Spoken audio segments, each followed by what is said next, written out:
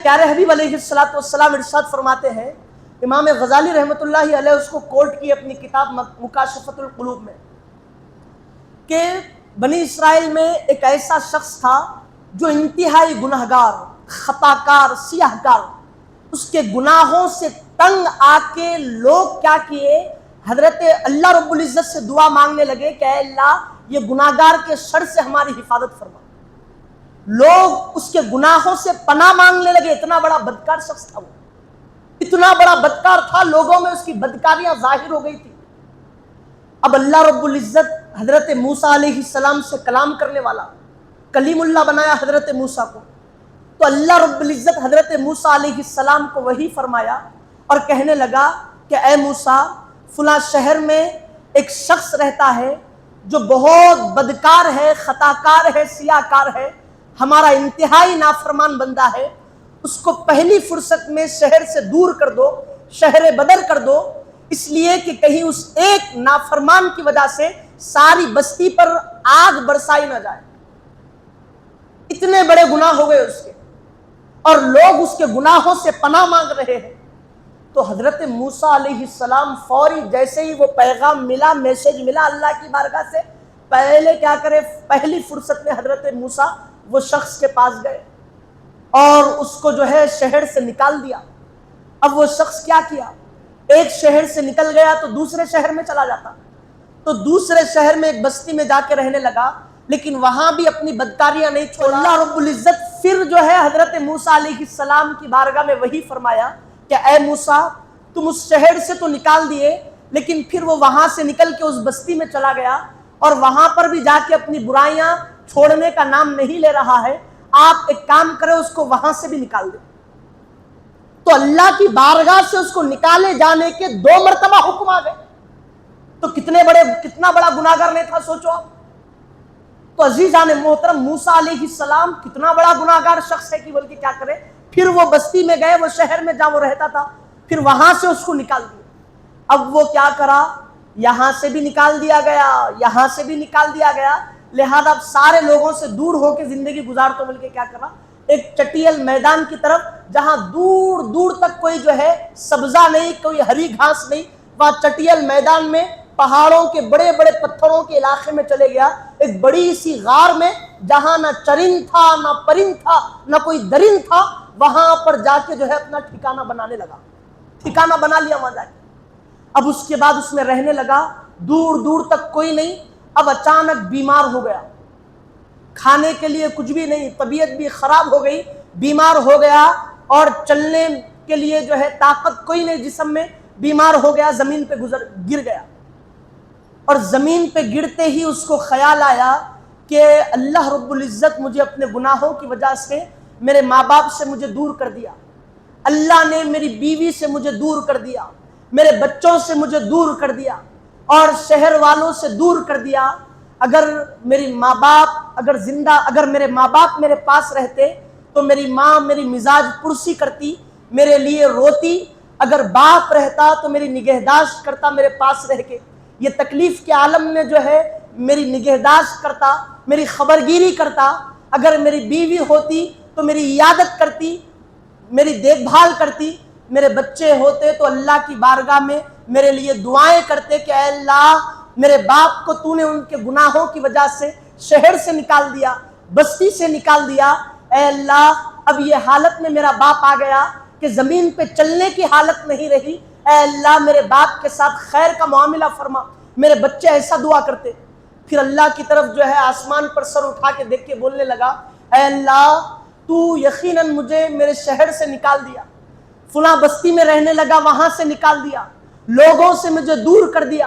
اے اللہ میرے گناہوں کی وجہ سے میرے ماں باپ سے مجھے دور کر دیا، اے اللہ میری بیوی سے مجھے دور کر دیا، اے اللہ چھوٹے چھوٹے بچوں سے مجھے دور کر دیا، اے اللہ مجھے ایسے لگ رہا ہے کہ میرا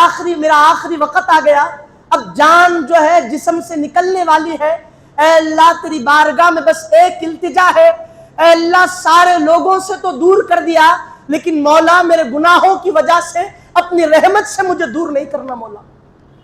اے اللہ اپنی رحمت سے دور نہیں کرنا مولا، اے اللہ اگر یہ گناہوں کی حالت میں تیری بارگاہ میں پہنچوں گا مولا تو اے اللہ میں کیا جواب دوں گا مولا. اے اللہ زندہ حالت میں مولا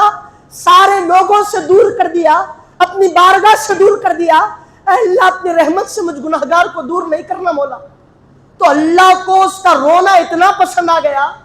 اس کا گڑ گڑانا اس کی بارگاہ میں اتنا پسند آ گیا, ماں باپ بیوی بچوں کے لیے رونا اتنا پسند آ گیا کہ اللہ رب العزت حوروں کو حکم دیا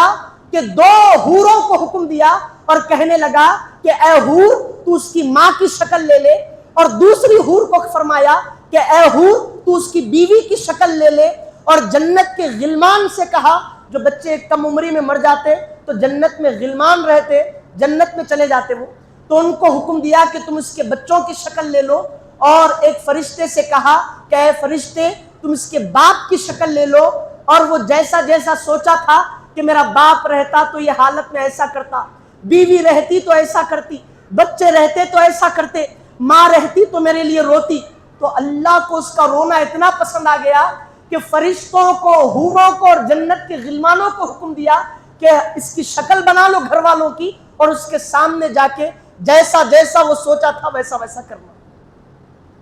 تو وہ فرشتے, وہ حور, وہ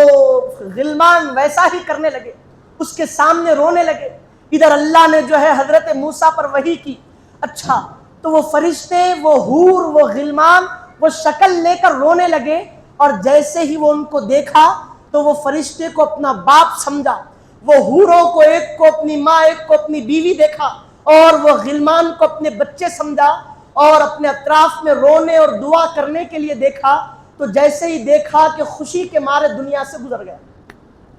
خوشی کے مارے دنیا سے جو ہے جسم سے روح پرواز ہو گئی, دنیا سے گزر گیا. اب اللہ نے حضرت موسیٰ کو وحی کی اور کہنے لگا اللہ تعالیٰ کہ اے موسیٰ فلاں چٹیل میدان میں غار ہے جہاں کوئی سبزہ نہیں ہے, نہ کوئی چرند آتا ہے, نہ کوئی پرند آتا ہے, نہ کوئی درند آتا ہے. فلاں غار میں ہمارا محبوب بندہ ہے جو ہم سے محبت کرتا ہے اور ہم اس سے محبت کرتے ہیں. اے موسیٰ وہاں جاؤ اور ہمارے بندے کو نکالو وہاں سے اور اس کی تجہیز و تکفین کرو. آپ بات تو سن لیے, لیکن تھوڑا یہ بات پہ غور تو کرو کہ اللہ رب العزت وہ بندے کے لیے کیا فرمایا جی. ساری زندگی گناہ کرا, ساری زندگی خطائیں کرا, سیاہ کاریاں کرنے لگا, بدکاریاں کرنے لگا. اس کی بدکاریاں لوگوں میں ظاہر ہو گئی, لوگ اس کی بدکاریوں سے پناہ مانگنے لگے. اور عزیزان محترم اللہ اس پر اتنا غضب میں آ گیا, اتنا غصے میں آ گیا کہ اس کو شہر سے نکال دیا گیا. دوسرے شہر میں آیا تو نبی کو حکم دے کر دوسرے شہر سے بھی نکال دیا گیا. وہ بندہ آخری وقت میں جب اللہ کی بارگاہ میں رونے لگا,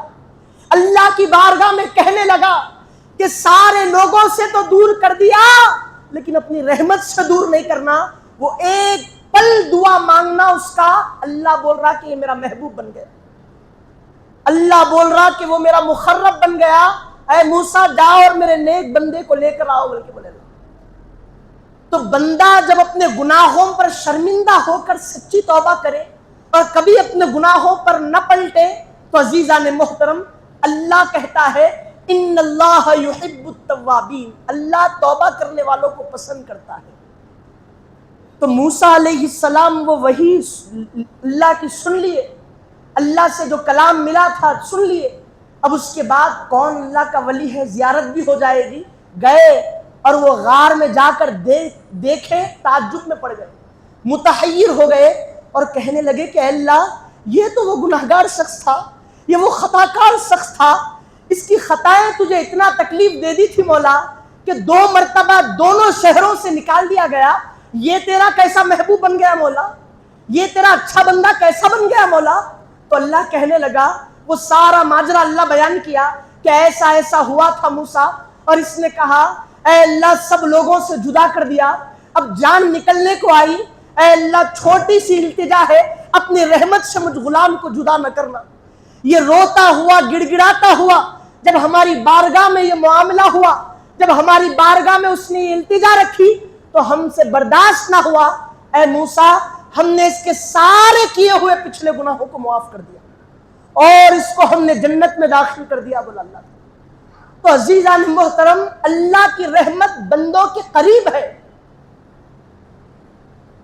اللہ بندوں سے محبت فرماتا ہے اور ہر توبہ کرنے والے کی توبہ کو اللہ قبول کرتا ہے۔